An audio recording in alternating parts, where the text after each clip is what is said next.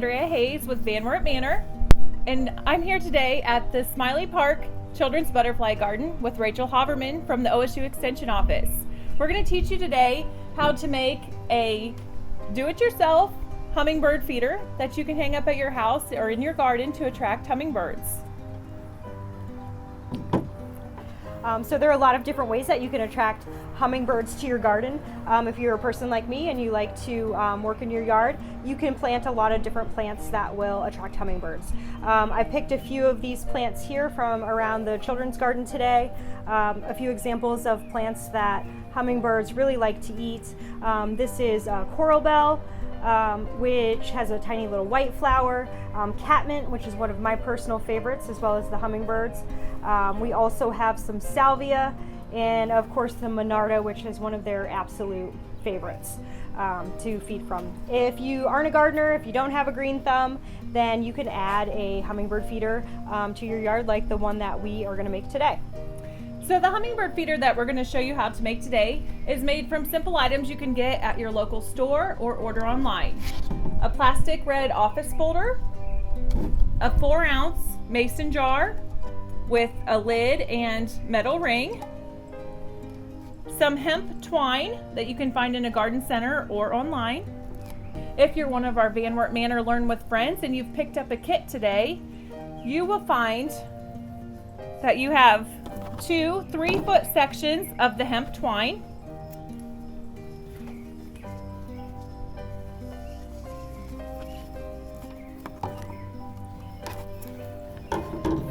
a red piece of plastic folder, and the jar with the lid.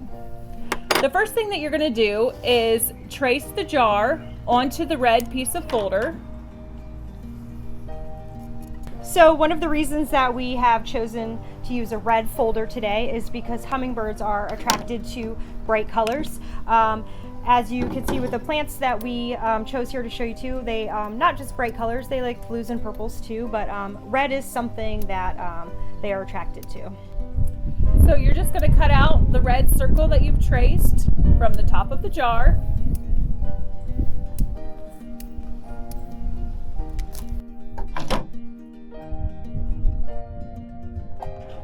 And you're going to use a simple hole punch to punch 3 holes into the top of the plastic piece.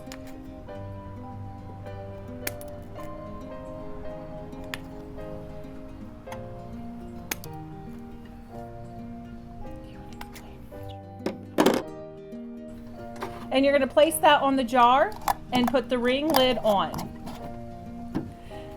Now, to hang this in your garden on a shepherd hook or a hook on your garage, you can use some twine to place around the jar. Sure.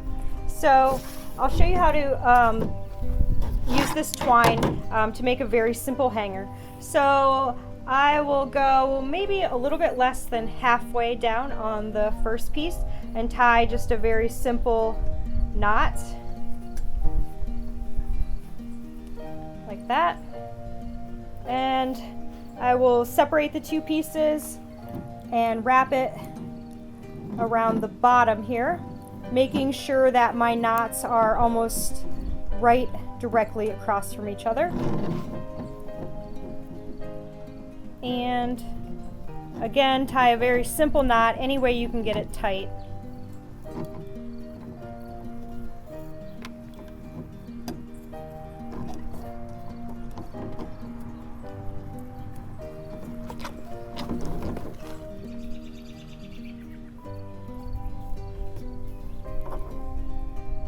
Okay, so once you make sure it's nice and tight, you can pick it up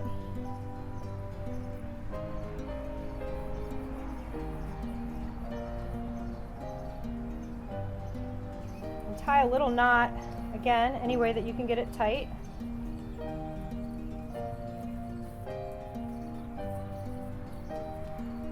At the top, and you have yourself a tiny DIY hummingbird feeder. Now you're probably asking, what should I put in this to attract hummingbirds to the garden, and I'll just take this off to show you just for a second. We are going to make some nectar that you can fill your feeder with. And the first thing that we're going to do is boil some water. So I'll turn this on, and we're going to add 2 cups of water.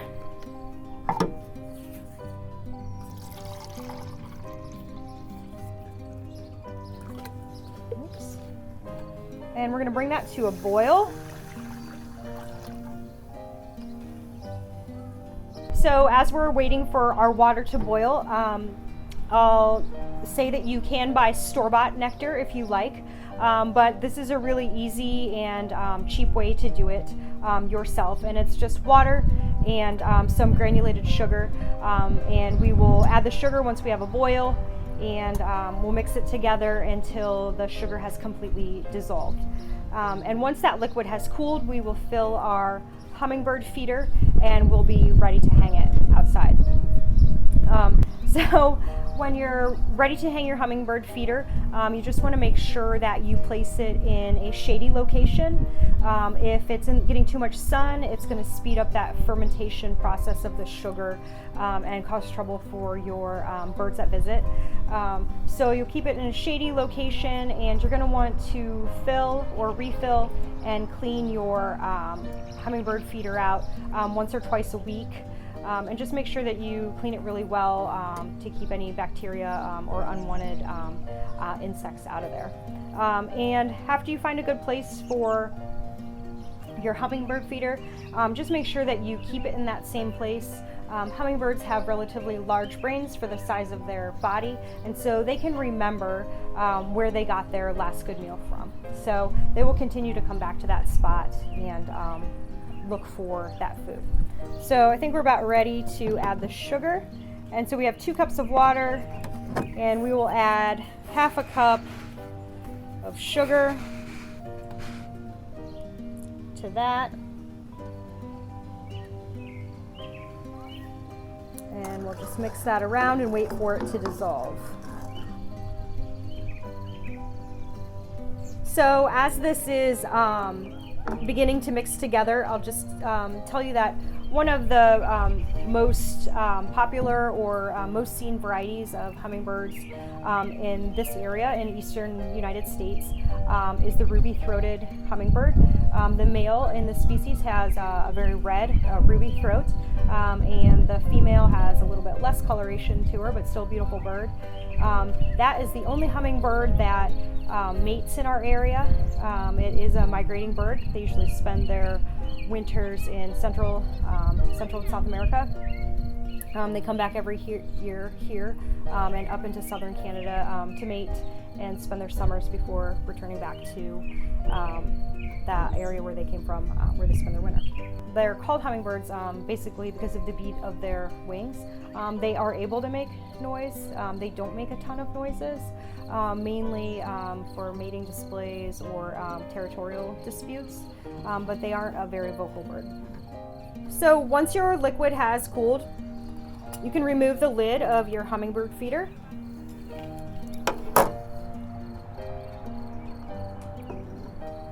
And add a little bit of the liquid, just enough to almost fill it to the top. And hummingbirds have very long beaks, so they'll be able to get to it even if it starts to get low. And we'll place our lid back on there nice and tight. And you are ready to hang your DIY bird feeder. If you're part of our Wert Manor Learn with Friends group and you've picked up your own hummingbird kit, you can go ahead and make your hummingbird feeder with the items that we have here. If you haven't, you can find the items at your local store or order online. And feel free to post pictures of the hummingbird feeder you've made on our Facebook page. Since this hummingbird feeder was made here at the Smiley Park Children's Garden, we are going to also hang it here and leave it here. And we'll put it up here on this branch in the shady location, and hopefully it will attract some hummingbirds to our garden. Thank you guys very much for coming to the Smiley Park Children's Garden today. It is a Van Wert County Master Gardener volunteer project, and we are always looking for volunteers for extra help in the garden here. If you would like to get a hold of us, come out and help for a day or on a regular basis, you can call the Van Wert County Extension office. Thank you all for tuning in to our Van Wert Manor Facebook page to learn how to make your own hummingbird feeder.